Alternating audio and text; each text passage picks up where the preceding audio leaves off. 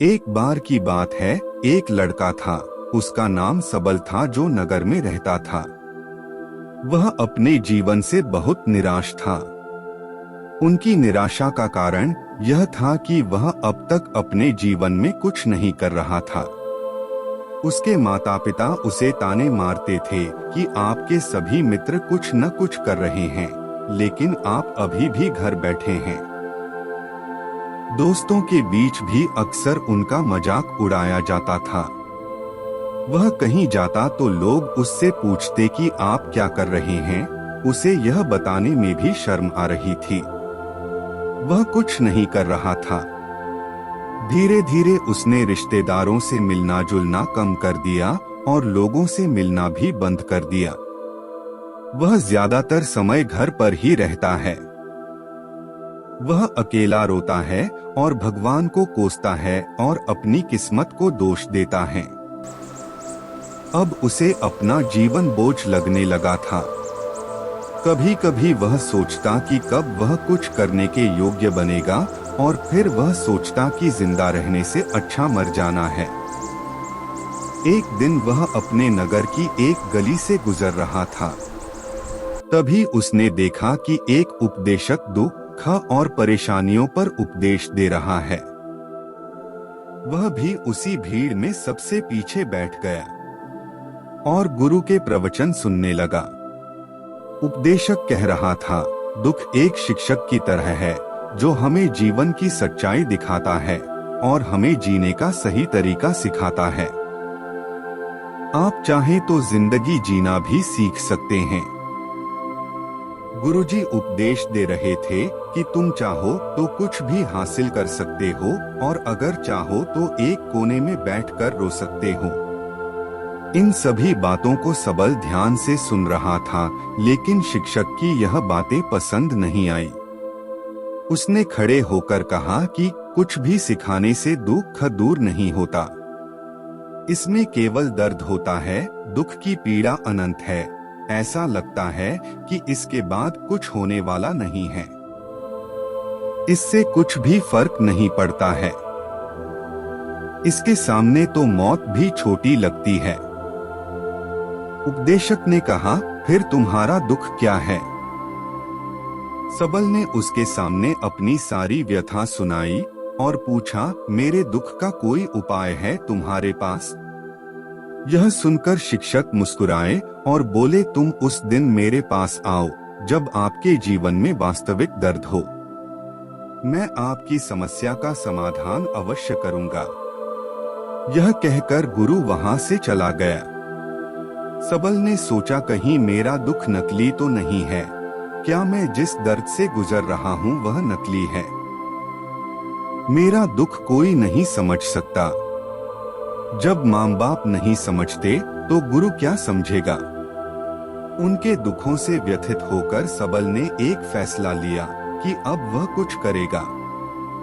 सबल ने एक छोटा व्यवसाय शुरू किया, पर उसे सफलता नहीं मिल रही थी। लेकिन उसके घर वाले पूछते हैं कि क्या वह कुछ कोशिश कर रहा है। वह अपने व्यवसाय में लगा रहा और धीरे धीरे उन्हें सफलता मिलने लगी। फिर उसने गति पकड़ी और केवल 3 साल के अंदर ही वह एक बड़ा बिजनेसमैन बन गया। अब सबल के आसपास ऐसे कई लोग थे जो उसकी परवाह करता था, जो उससे प्यार करता था। अब उनके परिवार के सदस्य भी उसकी तारीफ करते नहीं थक रहे थे। दिन ब दिन उसके मित्रों की संख्या बढ़ती जा रही थी। अब वह अपनी जिंदगी से बहुत खुश था। उनके कुछ दोस्तों ने उन्हें सलाह दी कि जब आप एक बड़ा बिजनेसमैन बनकर बहुत खुश हैं, तो सोचिए आपको कितनी खुशी होगी अगर आप इस शहर और इस राज्य के सबसे बड़े बिजनेसमैन बन जाते हैं। कितने लोग आपसे जुड़ना चाहेंगे, आपकी कितनी बड़ी ख्याति होगी, और स्वयं राजा भी आपसे दोस्ती करना चाहेंगे और जरूरत पड़ने पर ही आपसे पैसे उधार लेंगे। दोस्तों की यह बात सबल के मन में घर कर गई। अब वह और पैसे कमाने की कोशिश करने लगा, लेकिन उसे यह सब बहुत ही जल्दी चाहिए था। वह समय बर्बाद नहीं करना चाहता था। उनका अधिकांश समय इन चीजों को प्राप्त करने में गलाने लगा, इसलिए वह ऐसे काम करने लगा जो सही नहीं था। उसने बड़ा उधार लेना शुरू कर दिया। उसके दोस्तों से पैसे की मात्रा और अधिक मुनाफा कमाने के लालच में वह अपने माल में मिलावट करने लगा। उसने अन्य व्यापारियों के खिलाफ भी साजिश रची और उन्हें डराया धमकाया, जैसा उसके दोस्त कहते थे वैसा ही करता था। वह इन तरीकों से ज्यादा पैसा कमा रहा था, पर अब उसके जीवन में पहले जैसा चैन न था। उनके मन की शांति गायब हो गई थी और वह रात को सो नहीं पाता था। वह हंगामे में रहता था। वह सब कुछ पाकर भी उन्हें किसी चीज में सुख नहीं मिल रहा था। एक दिन सबल अपनी गाड़ी में कहीं जा रहा था। तभी रास्ते में उन्हें उपदेशक का आश्रम दिखाई दिया।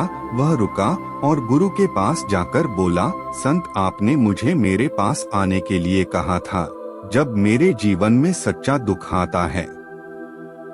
अब मैं बहुत दुखी हूँ कि मेरी नींद हराम हो गई है। मुझे कहीं भी शांति नहीं मिल रही है। इस प्रकार सबल ने अपनी सारी समस्याएं गुरु को बता दी। गुरु ने कहा, जब तुम पहली बार मुझसे मिलने आए थे तब भी तुम किसी दुख में थे।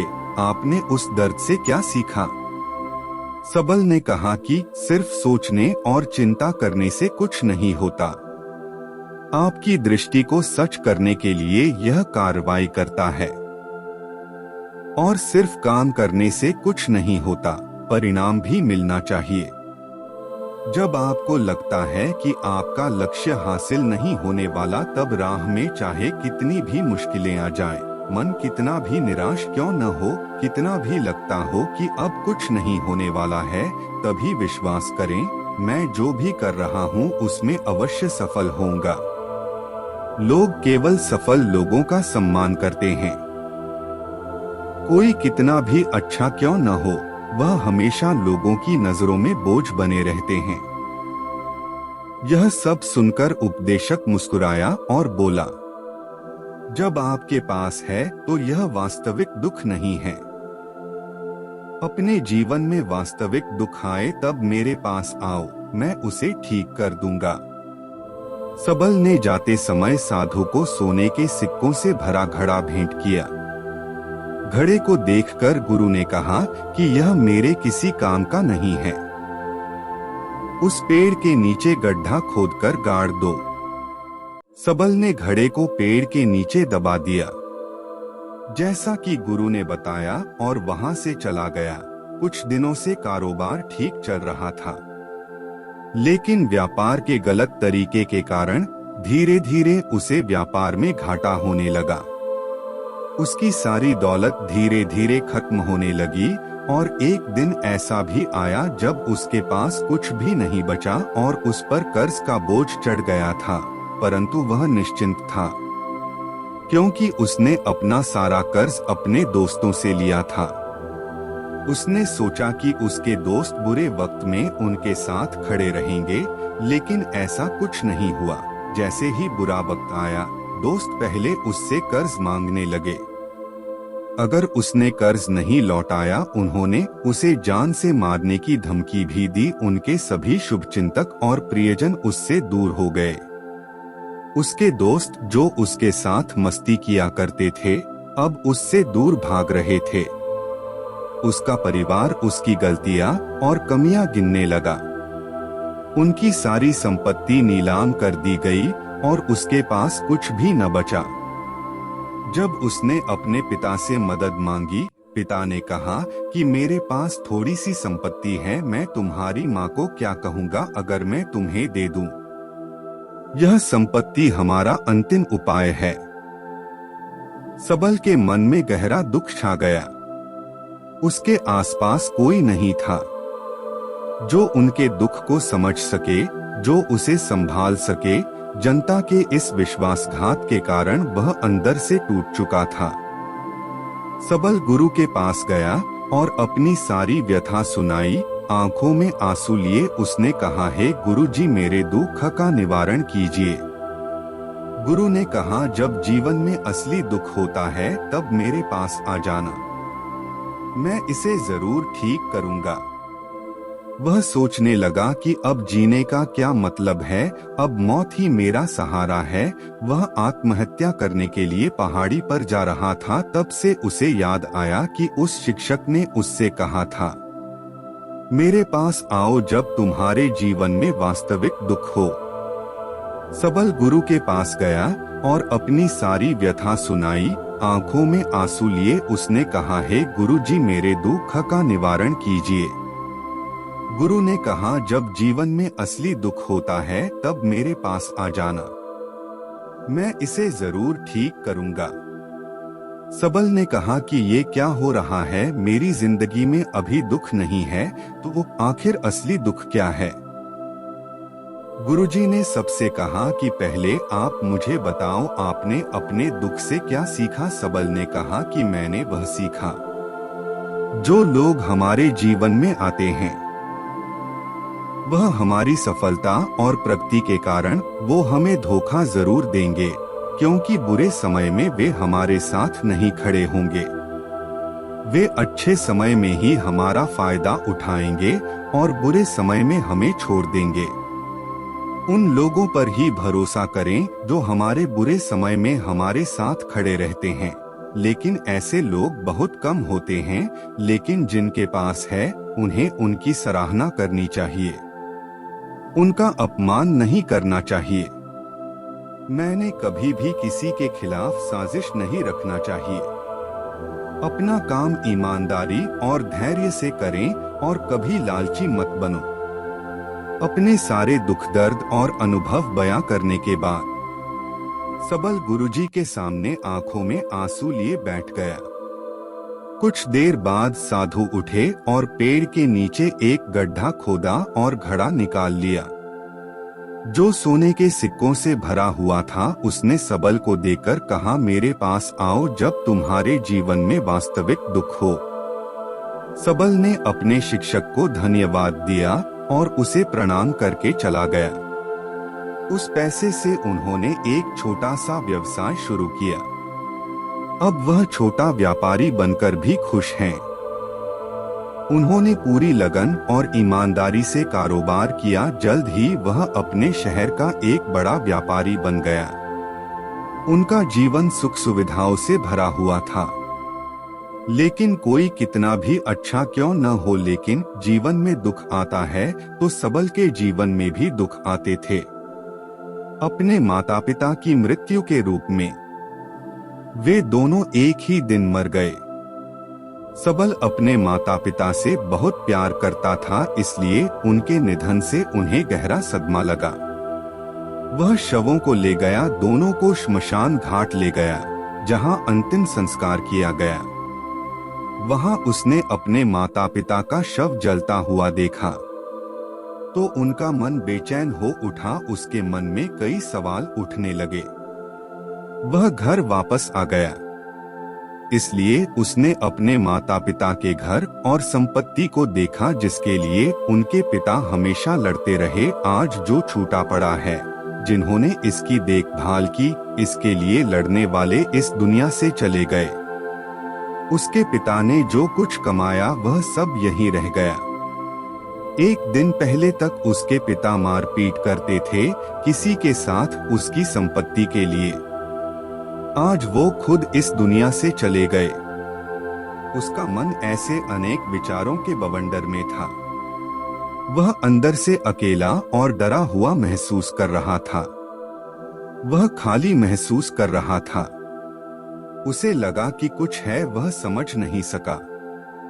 इसलिए वह गुरु के पास गया। उसे देखकर गुरुजी ने कहा, क्या जीवन में कोई दुख है? सबल ने कहा, वैसे तो जीवन में कोई दुख नहीं है, सब कुछ अच्छा चल रहा है, लेकिन आज मेरे माता पिता का देहांत हो गया है। मैं इस घटना से बेहद दुखी और परेशान हूँ। गुरुजी ने कहा, इसमें दुखी होने की क्या बात है? एक दिन सबके अपनों को मरना है, कोई न कभी जिया है और न कभी रहेगा। एक दिन तुझे भी मरना है, शायद तुम कल ही मर जाओगे या आप आज भी मर सकते हो। सबल ने कहा, क्या कह रहे हो गुरुजी, मैं भी मर जाऊंगा लेकिन मैं अभी जवान हूँ। गुरु ने कहा कि सब जी रहे हैं इस भ्रम में कि मृत्यु केवल दूसरों को आती है, बड़ों के पास ही आती है। लेकिन जवान और बूढ़े मर जाते हैं, बच्चे मर जाते हैं। मौत का उम्र से कोई लेना देना नहीं है, यह सभी को प्रभावित करता है। गुरुजी जी की ये बातें सबल के मन में घर कर गईं और वह चुपचाप चला गया, लेकिन उसका मन अभी भी बेचैन था। वह खाली महसूस कर रहा था। वह सारा दिन अपने बारे में ही सोचता रहा कि वह कौन है, वह इस दुनिया में क्यों आया है, क्या जीवन का लक्ष्य केवल चीजों को खाना और मरना है। ऐसे कई सवाल उसके दिमाग में लगातार उठ रहे थे, लेकिन उन्हें अपने किसी भी सवाल का जवाब नहीं मिल रहा था और उसका दुख दिन ब दिन बढ़ता ही जा रहा था। इसलिए कुछ दिन बाद वह फिर से गुरुजी के पास पहुंचा और बोला, हे स्वामी, मैं बहुत दुखी हूँ क्योंकि मैं यह नहीं जान पा रहा हूँ कि मैं कौन हूँ और मैं इस दुनिया में क्यों आया। यह सुनकर गुरुजी मुस्कुराए और बोले, आज आपके जीवन में पहली बार सच्चा दुख उत्पन्न हो गया है। यह वास्तव में दुख कहलाने के लायक है। हम नहीं जानते कि हम कौन हैं, हम क्यों आए हैं, क्या करें, कैसे करना है। सबल ने अपने गुरु से कहा कि उसकी दुर्दशा दूर करो। गुरु ने कहा कि हम सभी इंसान हैं, जीवन भर संग्रह करते रहते हैं। सबल ने कहा कि सभी इंसान जीवन भर धन, सम्मान, परिवार, प्रतिष्ठा, मित्र, शत्रु आदि जमा करता है। गुरु ने पूछा, क्या हम एकत्रित की गई चीजों में से कुछ भी अपने साथ ले जा सकते हैं? सबल ने कहा, कोई भी इंसान अपने साथ कुछ भी नहीं ले जा सकता, वह सिर्फ अकेला ही जाता है। मेरे माता पिता भी अपने साथ कुछ भी नहीं लेकर गए, सब कुछ धन संपत्ति वैभव सब कुछ यहाँ पर छोड़ कर गए। शिक्षक ने कहा, अब मेरी बात ध्यान से सुनो, इस संसार में हमें जो संग्रह करना चाहिए वह हम नहीं करते। चीजें हमारे सामने होती हैं, लेकिन हम उन्हें देखने की कोशिश नहीं करते। हमें इस दुनिया में जो कुछ भी इकट्ठा करना है वह हम खुद हैं। हमें खुद को जुटाना होगा ताकि जब हम मरें तो हम एकजुट हो सकें और खुद को पहचानने में सक्षम होने के लिए हम अंदर बंटे हुए हैं। हम प्यार, नफरत, गुस्सा, ईर्ष्या में बंटे हुए हैं। क्रूरता, धन, स्थिति, प्रतिष्ठा, सम्मान, पहचान, धर्म, जाति, सैकड़ों हजारों ऐसी चीजों और इच्छाओं में हम विभाजित हैं और टुकड़ों में जीवन जी रहे हैं। इस विभाजन के कारण हमारी चेतना कभी एक नहीं हो सकती।